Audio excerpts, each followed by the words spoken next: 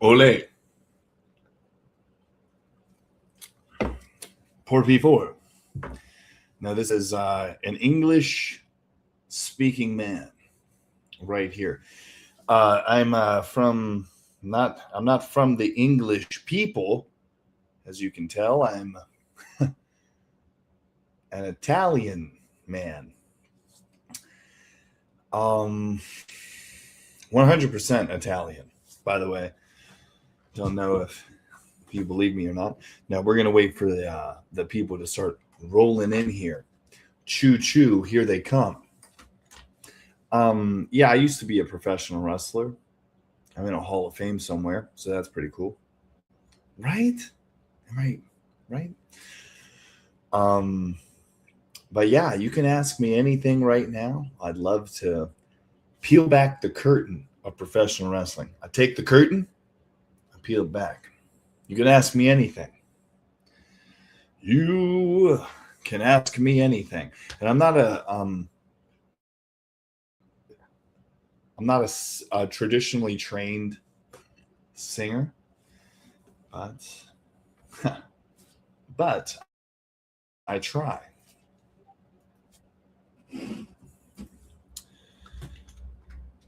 Give me 10 questions, brother. You know what? I will answer 10 questions, and then I'm out of here.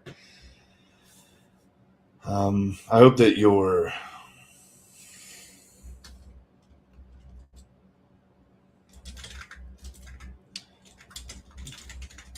wrestler and starting a new company. Okay. Yeah, once again, thanks for coming. You can take your shoes off. You're more than welcome to take your shoes off. And I would really love it if you stayed a while. Yeah, so take your shoes off, everybody.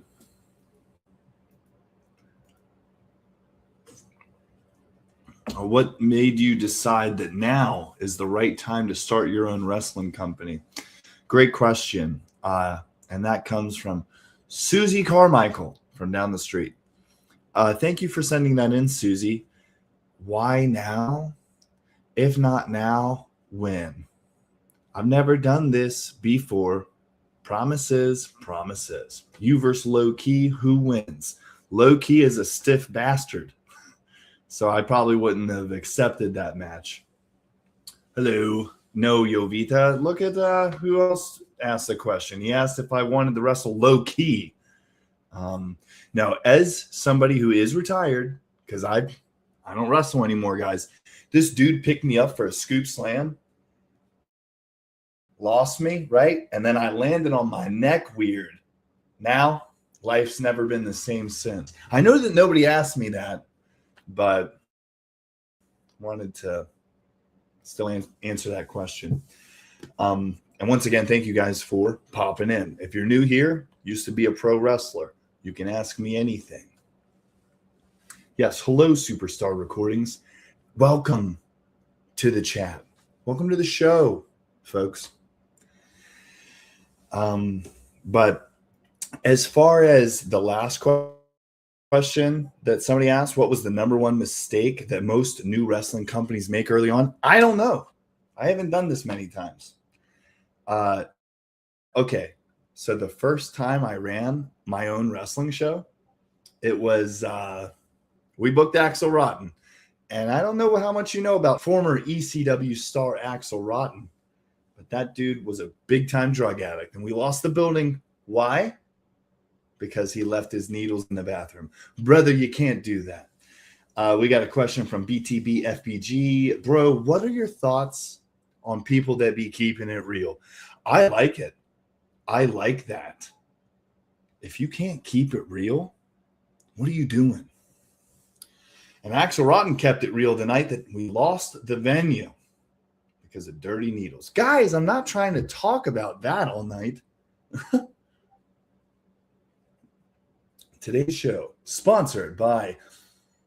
No, they're not getting the big shout out. They pay big bucks for ad spots like that. Next question. If you could book your first dream, I'm sorry, let me start over. If you could book your dream first main event with anyone alive today, who's in it and why? Now, if we're just fantasy booking, because I'm starting my own wrestling promotion. I don't know if you're new here, but I am. If I could fantasy book it, I want to book Marty Jannetty. I want to book Marty Jannetty. I want to put the Rocker in the main event. Now, in 2026, is there a market for Marty Jannetty? Yes, there is. But okay, next question. Guys, the chat is live. I'm live here with you. If you have anything that you would want to ask somebody who spent 16 years physically, professionally wrestling, but I've been in the business about 20 years, guys. So there's a wealth of knowledge that you're looking at right now. Now, what was the biggest thing I personally did? I saw that question earlier. I wrestled Pitbull Gary Wolf. It's true. Yep. He's the dude that I think Shane, who broke his neck? Sabu or Shane Douglas? Guys, I'm not an ECW guy. I'm sorry.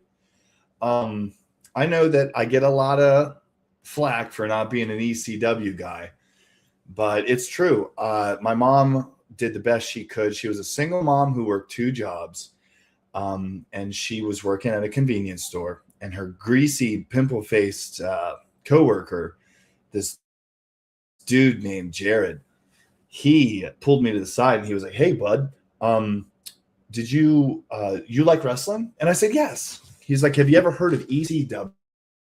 "Oh, thank you for the sub, brother. I appreciate that." I said, "Yeah." He was like, "Let me tell you about ECW." And this dude smelled like cigarettes. That's strike number 1. He wasn't a very pleasant guy to speak with. So I always associated ECW with that just poor, dirty, smelly redneck cashier that my mom worked with. So I never watched it. And in 4th grade, all of the kids who would wear WCW shirts, like NWO, Wolfpack, Goldberg shirts and stuff like that, I was never a WCW kid. Never. I was a WWF kid. And I got into it with them sometimes. They'd be like, last night was Starrcade. I said, who gives a shit? You know what tonight is? Monday Night Raw, where I'm going to watch Kane debut. Like back in the day, watching wrestling was way more tribal. It was, But anyway, I'm starting my own wrestling promotion. It's called All Out Wrestling, right? So I'm taking all this knowledge, putting it into this new company, right? So go on Facebook and check out All Out Wrestling. Now, are we going to be booking names, big stars to come to All Out Wrestling? Maybe. Maybe, guys. Do you want to see Doink the Clown? Stop right there. Do I have a ticket sold if you want to see Doink the Clown? Because you say the word, Doink's coming. We got 20 tickets sold. Doink's coming. But I want to thank you guys again for popping in. I know that I've got a lot of longtime viewers here, a lot of people that have supported me over the years. Whenever I first started in professional wrestling, I was 150, 155 pounds. I was tiny, guys. I was the smallest guy in the locker room. And to make it through that old school era of professional wrestling, whenever guys were still on steroids, I mean, they were still doing all this stuff, to come in while the business was still like that, it was tough. But as you can see, I made it. Another for any stranger that comes across me, I just like to tell you cool fun facts about me. Obviously, there's a lot of cool fun facts about me, you found the right channel if you like fun facts. But the Hall of Fame that I mentioned earlier, the one that I'm in, I got inducted. Guess who was the celebrity wing, the famous wrestler who was also inducted the same night? I'll leave the chat open, let you guys guess on that one. His sister was flown in to accept the award on his behalf because he had passed away. So I'll let you sit on that, chat. Oh, we got another question in. How are you planning on handling? Who are you stupid? Who sent this? How are you planning to handle locker room cultures and talent professionalism from day one?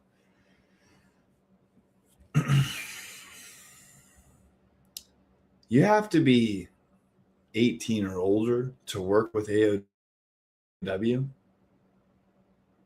If you can't listen to what I'm telling you, then you can fucking leave. It's as simple as that. Oh, I don't want to lose to that guy. Oh, I don't want to look weak, vulnerable. We're telling stories here. Sometimes you gotta look weak. Sometimes you gotta look vulnerable. But thankfully, it's my promotion, so I'm not booking idiots. Everybody that I put into the locker room is somebody that I've contacted. It's like, come on, guys.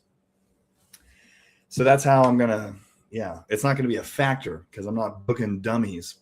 Anyway, what's the biggest thing that you learned as a wrestler that most promoters don't understand?